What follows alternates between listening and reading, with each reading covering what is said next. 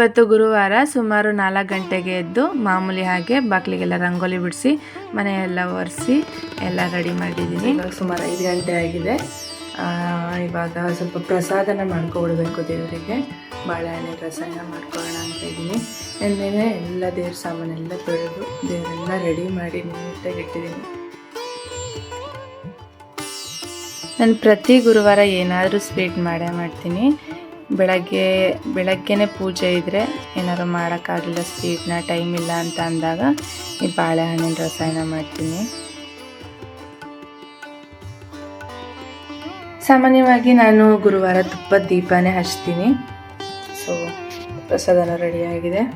ದುಬೈಯಲ್ಲಿ ಪ್ರತ್ಯೇಕವಾಗಿ ಪೂಜಾ ಮನೆ ಅಂತ ಇರೋದಿಲ್ಲ, ಎಲ್ಲ ಕಡೆ ಈ ಥರ ಮಂಟಪಗಳೇ ಸಿಗೋದು. ಹಾಗಾಗಿ ಎಲ್ಲರೂ ಇದೇ ಥರ ಮಂಟಪಗಳನ್ನ ಇಟ್ಟು ಅದರಲ್ಲಿ ದೇವ್ರನ್ನ ಪೂಜೆ ಮಾಡ್ತಾರೆ. ನಾನು ಪ್ರತಿ ಗುರುವಾರ ರಾಘವೇಂದ್ರ ಸ್ವಾಮಿಗಳ ಅಷ್ಟೋತ್ತರಗಳನ್ನ ಹೇಳ್ತೀನಿ. ಯಾಕಂದರೆ ನಮ್ಮ ಮದುವೆ ಆಗಿದ್ದು ಗುರುವಾರ, ಮತ್ತು ಪೋಷು ಹುಟ್ಟಿದ್ದು ಗುರುವಾರ, ಮತ್ತು ನಾವು ಕಾರ್ ತೊಗೊಂಡಿದ್ದು ಗುರುವಾರ, ಮತ್ತು ನಾವು ಯೂಟ್ಯೂಬ್ ಸ್ಟಾರ್ಟ್ ಮಾಡಿದ್ದು ಗುರುವಾರ, 2 ಚಾನಲ್ ಕೂಡ. ಹಾಗಾಗಿ ಗುರುವಾರ ಅಂದರೆ ನನಗೊಂಥರ ಪಾಸಿಟಿವ್ ವೈಬ್ಸ್. ದುಬೈಯಲ್ಲಿ ಎಲ್ಲ ಕಡೆ ಪೂಜಾ ಐಟಮ್ಸ್ ಸಿಗೋದಿಲ್ಲ, ಪ್ರತ್ಯೇಕವಾಗಿ ಒಂದೊಂದು ಅಂಗಡಿ ಇರುತ್ತೆ, ಅದು ಒಂದೊಂದು ಏರಿಯಾದಲ್ಲಿ ಮಾತ್ರ. ಅಲ್ಲಿಗೆ ಹೋಗಿ ನಾವು ಯಾವ್ದಾರ ಹಬ್ಬಗಳಲ್ಲಿ ಅಲ್ಲೇ ಪರ್ಚೇಸ್ ಮಾಡಬೇಕು. ಮತ್ತು ಪ್ರತಿದಿನ ಪೂಜೆಗೂ ವೀಕ್ಲಿ ಒನ್ಸ್ ಅಥವಾ ಯಾವಾಗಾದರೂ ಆ ಕಡೆ ಹೋದಾಗ ಪರ್ಚೇಸ್ ಮಾಡಿ ತಗೊಂಬರ್ತೀವಿ. ನಾನು ರಾಯರ್ ಭಕ್ತೆ, ಹಾಗಾಗಿ ನಾನು ಪ್ರತಿ ಗುರುವಾರ ಸೇಮ್ ಇದೇ ರೂಟೀನ್ ಇರುತ್ತೆ. ಆದರೆ 8 ಗಂಟೆಯಿಂದ ಸ್ಟಾರ್ಟ್ ಆಗುತ್ತೆ. ಇವಾಗ ಧನುರ್ಮಾಸ ಆಗುವ ಅಂತ ಹೇಳಿದ್ರೆ ಧನುರ್ಮಾಸ ಮಾಡೋಣ ಅಂದ್ಬಿಟ್ಟು ಬೇಗನೆ ಮಾಡ್ತಾ ಇದ್ದೀನಿ. ಪಾಪು ಸ್ಕೂಲ್ ಸ್ಟಾರ್ಟ್ ಆಗೋದು 8 o'clock ಇಂದ. ಅವಳು ಬಸ್ 7 o'clock ಬರುತ್ತೆ. ಅವಳು 6:30 ಅಷ್ಟರೊಳಗೆ ಎದ್ದು ಬಿಡ್ತಾಳೆ. ಅವಳು 7 ಅಷ್ಟರೊಳಗೆ ನಾನು ಬ್ರೇಕ್ಫಾಸ್ಟ್ ರೆಡಿ ಮಾಡ್ತೀನಿ.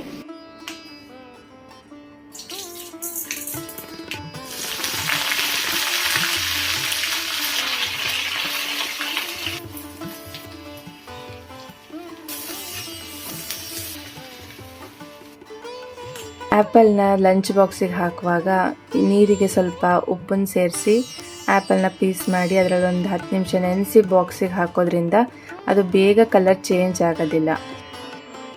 ಇನ್ನು ಬೆಳಕಾಗಿಲ್ಲ, ಪೋಷಣೆವಾಗಿ ಏಳಿಸಿ ಅವಳನ್ನ ರೆಡಿ ಮಾಡಬೇಕು.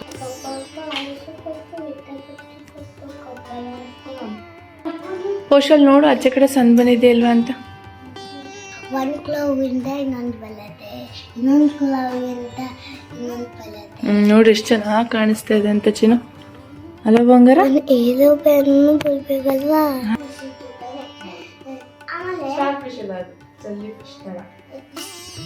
ಚೆಲ್ಲಿ ಫಿಶ್ ಇರ್ತಿದ್ದಾರೆ. ಅಲ್ಲಕ್ಕೆ ನಾನು ಏಗ ತೀರ್ಬಿಟ್ಟು ಟೆಪ್ ಮಾಡಿದ್ಯಾ?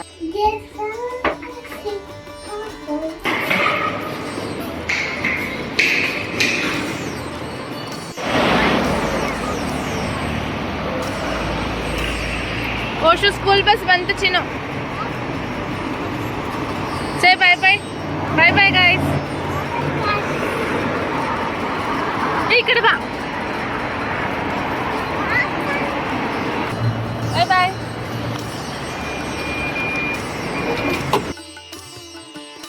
ಓಶು ಸ್ಕೂಲಿಗೆ ಹೋದ್ಲು. ಇವಾಗ ಟೈಮ್ 9 o'clock ಆಗಿದೆ. ನಾನು ಸ್ವಲ್ಪ ಎಡಿಟಿಂಗ್ ಕೆಲಸ ಇತ್ತು, ಅದೆಲ್ಲ ಮುಗಿಸ್ಕೊಂಡು ಇವಾಗ ತಿಂಡಿ ರೆಡಿ ಮಾಡಬೇಕು. ತಾರಶಿಗೆ ಸ್ವಲ್ಪ ಹುಷಾರಿಲ್ಲ. ಅವ್ರಿಗೆ ಹುಷಾರಿಲ್ಲದೆ ಹೋದಾಗ ಅದು ಬೇಕು ಇದು ಬೇಕಂತ ಅಂತಿರ್ತಾರೆ. ಸೊ ಇವಾಗ ಪಲಾವ್ ಮಾಡು ಅಂತ ಹೇಳ್ತಾ ಇದ್ರು. ನಾನು ಯಾವ ರೀತಿ ಪಲಾವ್ ಮಾಡ್ತೀನಿ ಅಂತ ಒಂದು ಕ್ವಿಕ್ಕಾಗಿ ತೋರಿಸ್ತೀನಿ.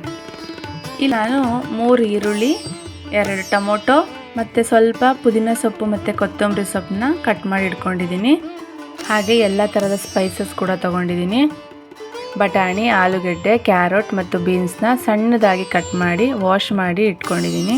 ಮೊದಲಿಗೆ ಕುಕ್ಕರ್ಗೆ ಸ್ವಲ್ಪ ಎಣ್ಣೆ ಹಾಕಿ ಮತ್ತು ಎಲ್ಲ ಥರದ ಸ್ಪೈಸಸ್ ಆ್ಯಡ್ ಮಾಡಿ ಅದಕ್ಕೆ ಒಂದು ಮೆಣಸಿನ್ಕಾಯಿ ಕೂಡ ಹಾಕಿ ನಂತರ ಈರುಳ್ಳಿ ಹಾಕಿ ಚೆನ್ನಾಗಿ ಫ್ರೈ ಆದ ನಂತರ 1 ಸ್ಪೂನ್ ಶುಂಠಿ ಬೆಳ್ಳುಳ್ಳಿ ಪೇಸ್ಟ್ ಹಾಕಿ ಹಸಿ ವಾಸನೆ ಹೋಗೋ ತನಕ ಬಾಡಿಸ್ಕೊಳ್ಳಿ. ಅದಕ್ಕೆ ಟೊಮೊಟೊ, ನಂತರ ಸ್ವಲ್ಪ ಉಪ್ಪು ಹಾಕಿ ಬಾಡಿಸ್ಕೊಳ್ಳಿ.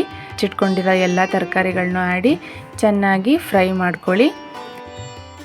ಸೊಪ್ಪುಗಳನ್ನ ಹಾಕಿ ಎಲ್ಲ ಫ್ರೈ ಮಾಡ್ಕೊಳ್ಳಿ.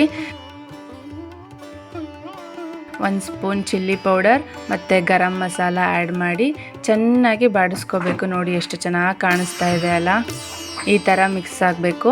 ನೆಕ್ಸ್ಟ್ ಇದಕ್ಕೆ ಅಕ್ಕಿನ ವಾಶ್ ಮಾಡಿ ಹಾಕಿದ್ದೀನಿ. ಇದೆಲ್ಲ ಸ್ವಲ್ಪ ಫ್ರೈ, ಅಕ್ಕಿ ಕೂಡ ಸ್ವಲ್ಪ ಫ್ರೈ ಆಗಬೇಕು. ಎಷ್ಟು ಅಕ್ಕಿ ತೊಗೊಂಡಿದ್ದೀವೋ ಅದ್ರ 2ರಷ್ಟು ನೀರು ಹಾಕಿ ಬಾಡಿಸ್ಕೊಳ್ಳಿ.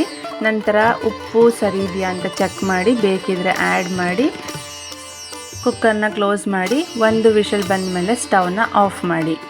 ಇಲ್ಲಿ ನಾನು ರೈತ ರೆಡಿ ಮಾಡಿದ್ದೀನಿ ಹಾಗೂ ಚಟ್ನಿ ಕೂಡ. ನೋಡಿ ಪಲಾವ್ ಎಷ್ಟು ಸೂಪರಾಗಿ ಬಂದಿದೆ ಅಲ್ವಾ. ಚೆನ್ನಾಗಿ ಮಿಕ್ಸ್ ಮಾಡಿ ಇದನ್ನು ಸರ್ವ್ ಮಾಡಿ. ನೀವು ಕೂಡ ಮನೇಲಿ ಟ್ರೈ ಮಾಡಿ. ಎಷ್ಟು ಸಿಂಪಲ್ ರೆಸಿಪಿ ಅಲ್ವಾ. ಹೇಗಿದೆ ಅಂತ ಕಮೆಂಟ್ ಬಾಕ್ಸಲ್ಲಿ ಕಮೆಂಟ್ ಮಾಡಿ ತಿಳಿಸಿ.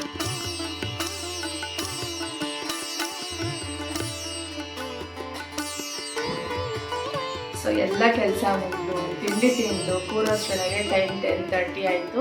ಪಲಾವ್ ಅಂತೂ ಸೂಪರಾಗಿ ಟೇಸ್ಟ್ ಬಂದಿತ್ತು. ಈ ಥರ ಸ್ಟೈಲ್ನ ನೀವು ಟ್ರೈ ಮಾಡಿ ಮತ್ತು ಹೇಗಿದೆ ಅಂತ ಕಮೆಂಟ್ ಬಾಕ್ಸಲ್ಲಿ ಕಮೆಂಟ್ ಮಾಡಿ.